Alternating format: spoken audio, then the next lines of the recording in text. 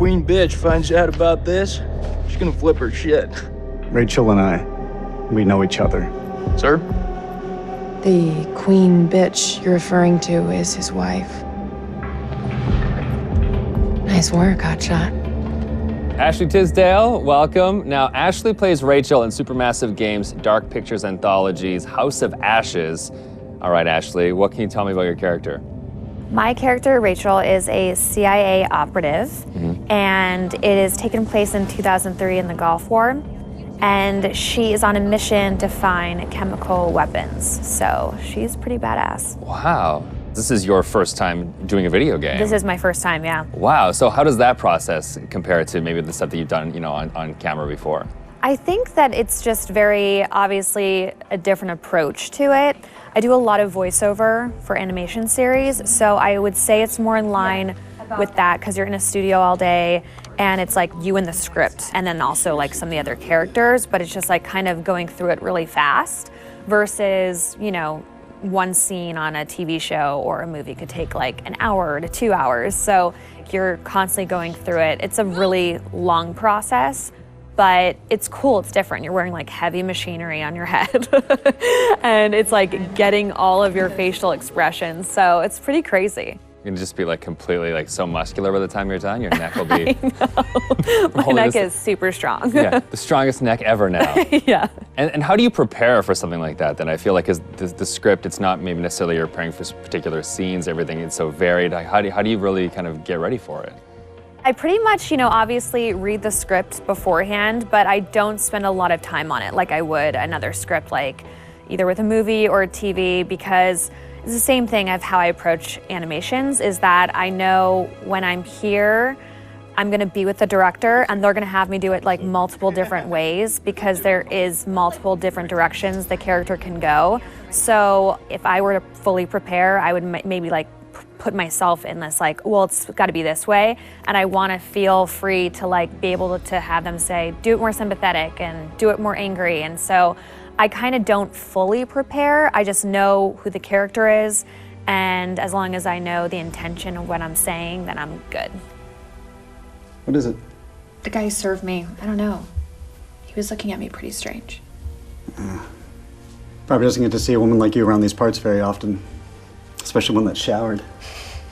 But with any series or film, there's just that one linear path for your character. Yeah. And with this, you have the option of There's living out many the different multiple. Yeah, how do you kind of keep it all straight or keep a continuity with your character through all that? Honestly, I don't even remember half of it. I think it's just obviously relying on the director. And the guys at Supermassive, they're just really great at knowing where we are in the storyline. And so it's just heavily trusting them. And then, just kind of knowing, that it's just gonna go. I can't, there's just so many different areas that it can go. And I could die in one of the things and I could become a vampire. I can like live. It's just like, it's so crazy how opposite.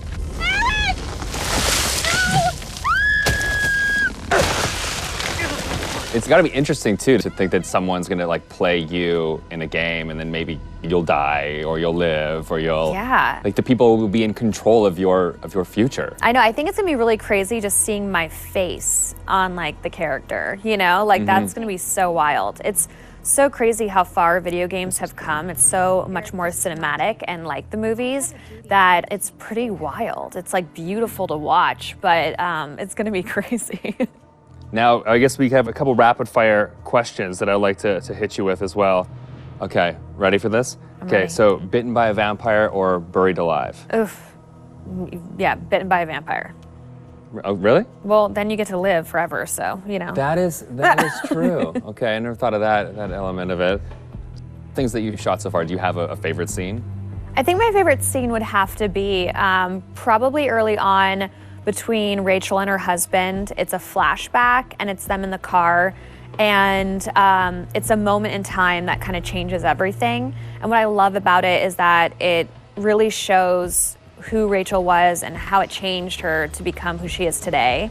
There's just so much happening in the game that it's just like a moment where it's just like really kind of stripped down and one-on-one, and I think it's a really beautiful scene. What is it?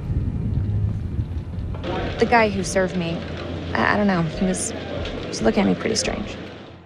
You know, my sole objective, Rach, is to make you happy. Doesn't matter where we are or what we're going through, I'll always put a smile on your face. See? I told you. So how do you get into that? Because I feel like, you know, it's sometimes it's such a sudden change from one scene to the next. So how do you kind of really get into that moment so quickly? I think how we've done it is that we would start off with the earlier stuff. So Okay. it's kind of like you're building to the bigger pieces. And yeah, usually the end of the day, we'll have like the biggest stuff, whether that's us like screaming and fighting, because it obviously drains Yeah. us and our vocals. So, you know, they know to kind of like have us do the whole like action stuff at the very end of the day. They're breaking through the perimeter. You got any bright ideas? Now's the time.